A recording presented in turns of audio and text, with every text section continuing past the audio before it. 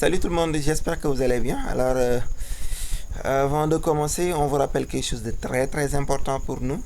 C'est de vous abonner et d'activer la cloche de notification et surtout de liker la vidéo. C'est très important. Donc, il ne faut pas vous laisser emporter par les mathématiques au point d'oublier ces choses assez importantes parce que ça nous prouve vraiment que vous êtes intéressé par ce qu'on est en train de faire et ça nous encourage à plus travailler dessus.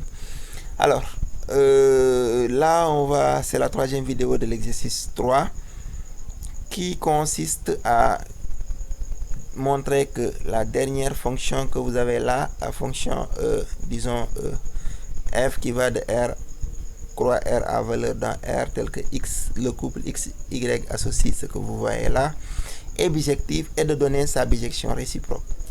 Alors, on commence.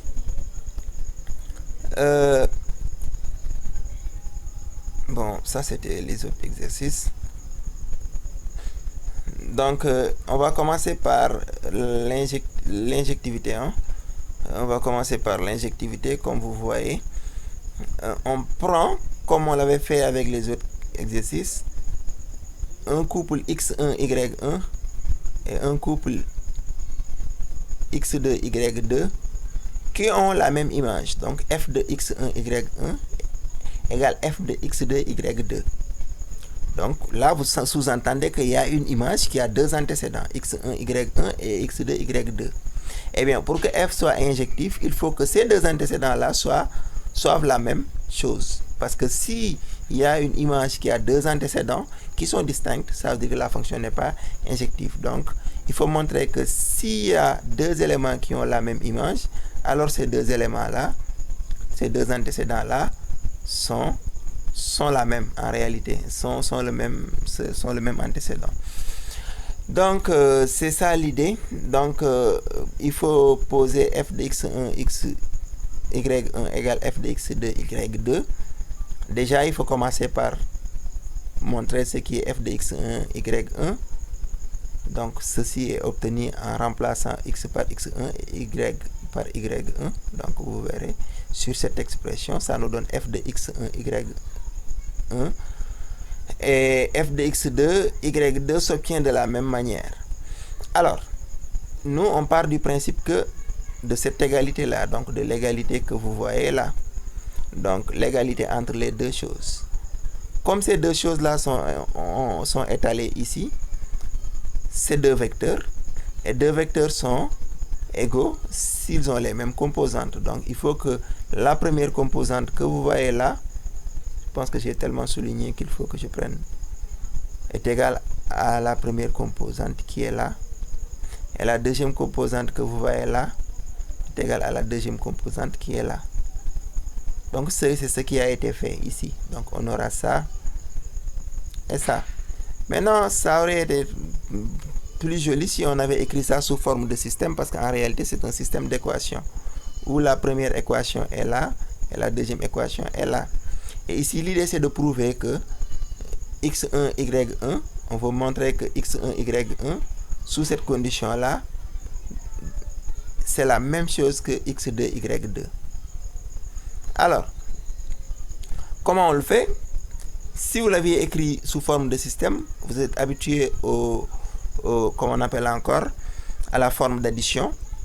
Donc vous allez additionner ou soustraire les éléments, les équations, pour pouvoir faire sauter certains éléments. Donc en soustrayant les deux équations, vous verrez que le x1 là va sauter avec le x1 là, en soustrayant les deux, et le x2 là va sauter avec le x2 là, et il resterait seulement 5 à la fin. 5y1 égale 5y2, ce qui veut dire que donc y1 égale y2. Donc une partie de ce que nous cherchons, nous l'avons. On vient de prouver que y1 qui est là égale à y2 qui est là en haut. Donc il reste juste à montrer que x1 égale x2. Alors on utilise cette égalité là en remplaçant au niveau de cette équation, c'est-à-dire on va juste prendre y1 qu'on remplace par y2, parce que y1 égale y2, et en transposant de l'autre côté, ça va disparaître et il restera donc, comme vous l'avez vu ici, il restera donc x1 égale x2, ce qui prouve que donc, en plus de ça, on a x1 égale x2. D'où le résultat. On vient de démontrer que s'il y a deux couples qui ont la même image, c'est que forcément ces deux couples-là sont égaux, ce qui veut dire que la fonction est injective. Maintenant, on passe à la surjection, si vous avez bien compris. Pour la surjection, on va prendre un élément de l'ensemble dérivé et de prouver que cet élément de l'ensemble dérivé a au moins un antécédent dans l'ensemble. A au moins un antécédent. Comment? En résolvant l'équation tout simplement f de cet élément de l'ensemble dérivé. L'équation f de, disons, on va prendre l'élément de l'ensemble dérivé d'abord. Voilà, soit uv appartenant à R croix R. Donc l'ensemble dérivé est là. Ces éléments sont sous forme de couple. Donc on prend un couple UV dans l'ensemble dérivé et on cherche un couple XY qui serait antécédent de ce couple UV là. Donc XY est ici. Tel que donc f de XY doit être égal à UV. D'où l'équation dont je vous parlais. Donc on résout ça et on tire X et Y qui seront les antécédents. Si on arrive à tirer X et Y, alors ça suffira pour dire que donc l'application est surjective. Alors, n'oublions pas que f de XY c'est ça.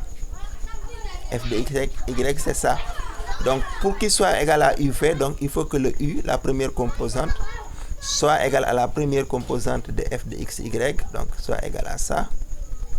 Et la deuxième composante, donc ça c'est U. La deuxième composante V soit égale à la deuxième composante de f de XY.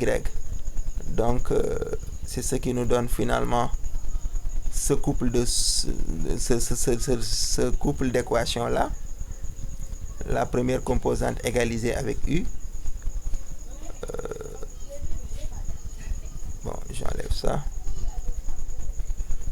Voilà, disons la première composante égalisée avec U et la deuxième composante égalisée avec V. Encore une fois, c'est encore plus joli et plus simple si vous l'écrivez sous forme de système. Donc vous mettez un petit système où la première équation qui est là est écrite et la deuxième équation qui est là est écrit ici. Et l'idée c'est de trouver, je rappelle que c'est X et Y qu'on cherche. Donc il faut éliminer par la méthode d'addition ou une méthode de substitution ou peu importe l'une des variables X et Y afin d'en conclure, afin de trouver l'autre.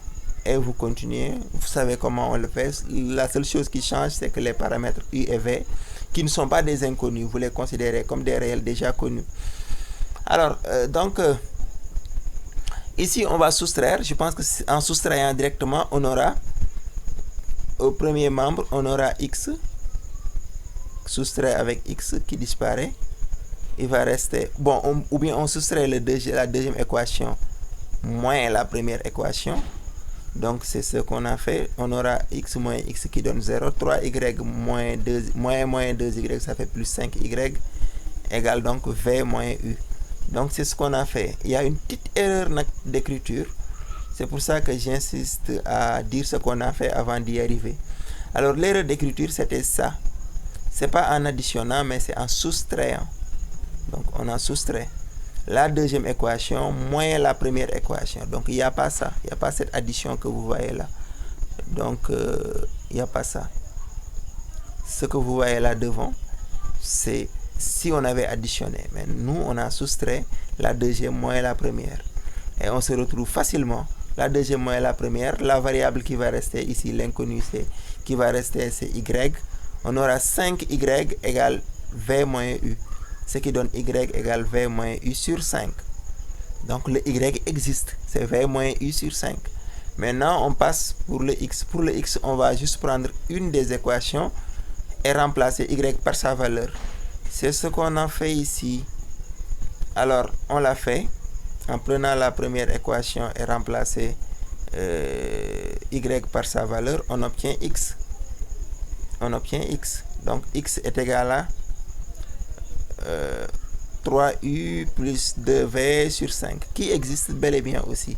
Donc on a bien le couple uv, le couple xy tel que f de xy est égal à uv.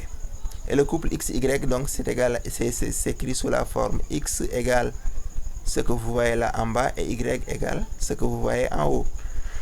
Donc, f est bien surjectif, puisque x et y sont toujours définis. Donc, ils existent, il n'y a pas de condition particulière.